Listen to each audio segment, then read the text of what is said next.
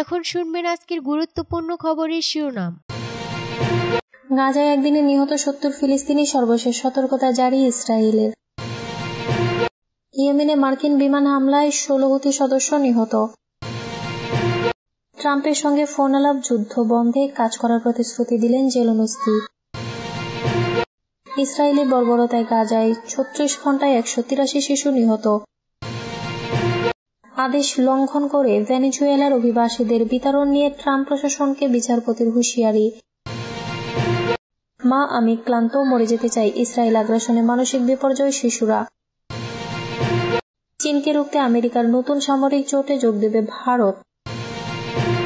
গাজায় একদিনে নিহত 70 ফিলিস্তিনি, সর্বশেষ সতর্কতা জারি ইসরায়েলের। ফিলিস্তিনের গাজা উপত্যকায় আজ বৃহস্পতিবার জোরালো হামলা অব্যাহত রেখেছে ইসরায়েলি বাহিনী। চালানো হচ্ছে স্থল অভিযান। এর আগে এক বিবৃতিতে গাজা থেকে জিম্মিদের ফিরিয়ে আনা ও হামাসকে ক্ষমতা থেকে সরিয়ে দেওয়ার জন্য ফিলিস্তিনিদের প্রতি সর্বশেষ সতর্কতা জারি করেছে ইসরায়েল। আল জাজিরা বলেছে, গাজা জুড়ে গতকাল বুধবার একদিনে ইসরায়েলি হামলায় প্রায় 70 জন নিহত হয়েছেন। এর আগে মঙ্গলবার থেকে যুদ্ধবিরতি ভেঙে গাজায় আবারও হামলায় জোরদার করে ইসরায়েলি বাহিনী। এরপর থেকে সেখানে নিহত মানুষের সংখ্যা দাঁড়িয়েছে অন্তত 436-এ।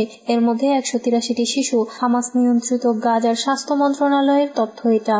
গতকাল গাজায় স্থল অভিযান শুরুর ঘোষণা দেয় ইসরায়েলি সামরিক বাহিনী। বলা হয়, নিরাপত্তা ব্যবস্থা বিস্তৃত করা এবং গাজার উত্তর ও দক্ষিণাঞ্চলের মধ্যে আংশিক বাফার জোন প্রতিষ্ঠার মধ্যে দক্ষিণ গাজায় স্থল অভিযান আবারও শুরু করা হয়েছে।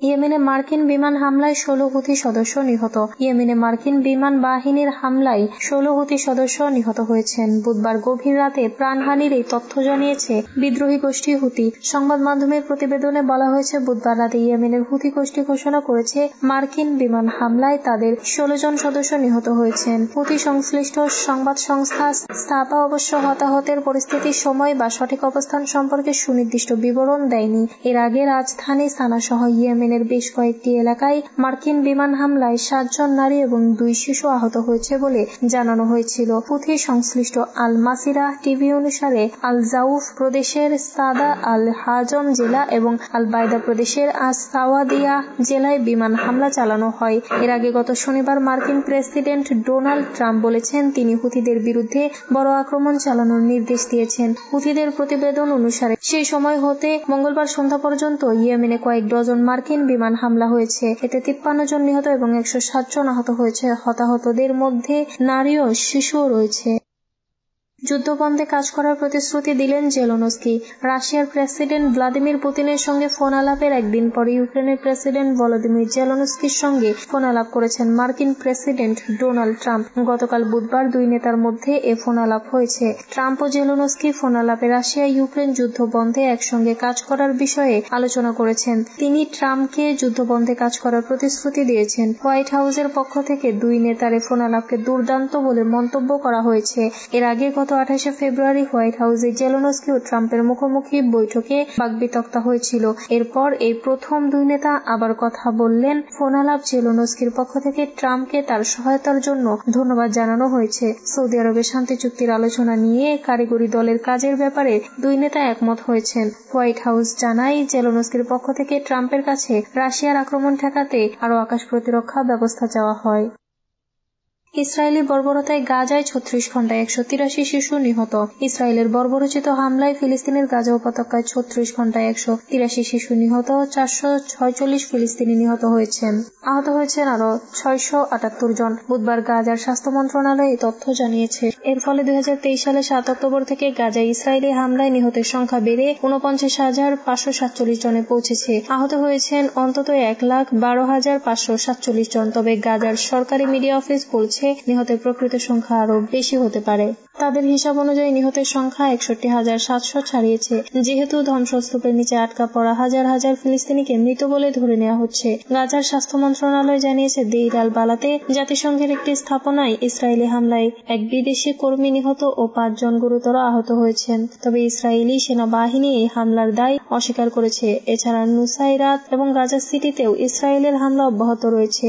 সেখানে অন্তত 29 জন নিহত হয়েছেন বলে জানিয়েছেন ঘটনাস্থলে থাকা সাংবাদিকরা।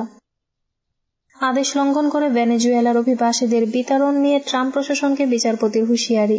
যুক্তরাষ্ট্র থেকে ভেনেজুয়েলার শত শত অভিবাসীকে বিতরণের সিদ্ধান্তের উপর দেওয়া স্থগিতাদেশ লঙ্ঘন করা নিয়ে ডোনাল্ড ট্রাম্প প্রশাসনকে সতর্ক করেছেন বিচারপতি।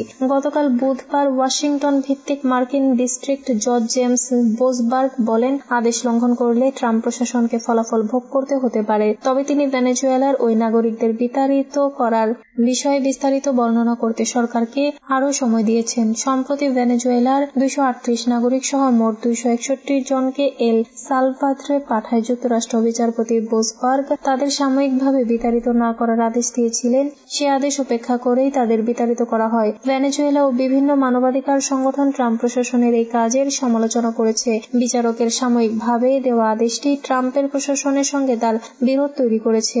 রিপাবলিকান প্রেসিডেন্ট ট্রাম্প গত মঙ্গলবার বোসবার্গকে অভিশংসিত করার আহ্বান জানিয়েছেন। তার এই আহ্বানকে তিরস্কার করেছেন যুক্তরাষ্ট্রের প্রধান বিচারপতি জন রবার্টস, যা বিরল ঘটনা। মা আমি ক্লান্ত, মরে যেতে চাই। ইসরায়েলি আগ্রাসনে মানসিক বিপর্যয়ে শিশুরা আয়নায় নিজের দিকে তাকিয়ে চুল আঁচড়ানোর মতো করে মাথায় একটি ব্রাশ বোলাতে বোলাতে কাঁদতে শুরু করলো শামা তুবাইলি। মাথায় হাত রেখে শামা সিএনএনকে বলল, ব্রাশ দিয়ে আঁচড়ানোর জন্য আমার এক চিলতে চুলও অবশিষ্ট নেই। এজন্য আমার মন ভীষণ খারাপ। আমি আয়নায় ধরে থাকি কারণ আমি আমার চুল আঁচড়াতে চাই। আমি সত্যি আবার আমার চুল আঁচড়াতে চাই। মাথায় চিরুনি বোলাতে 8 বছরের এই শিশুর 2023 সালের 7 অক্টোবরের আগের স্মৃতির কথা মনে পড়ে যায়। সে পরিবারের সঙ্গে উত্তর গাজায় জাবালিয়ায় থাকতো। তখন তার মাথায় লম্বা চুল ছিল।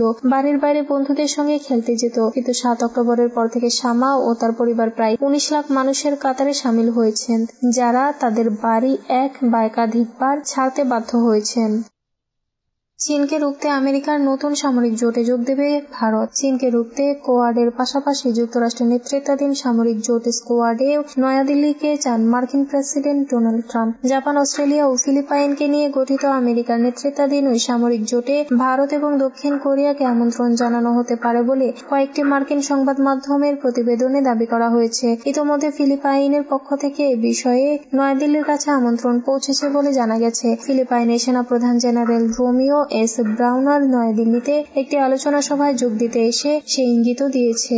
দক্ষিণ চীন সাগরে চীনের দাপট প্রতিরোধ করতে এবং তাইওয়ানের নিরাপত্তার স্বার্থে গত বছর হাওয়াইতে আনুষ্ঠানিকভাবে স্কোয়াড গঠন করেছে পেন্টাগন। দক্ষিণ চীন সাগরের দখলদারি নিয়ে দীর্ঘদিন ধরেই ফিলিপাইন, ভিয়েতনাম, ইন্দোনেশিয়ার মতো দেশগুলোর সঙ্গে চীনের বিরোধ রয়েছে। এবার সেই সুযোগের সদ্ব্যবহার করতে চায় আমেরিকা।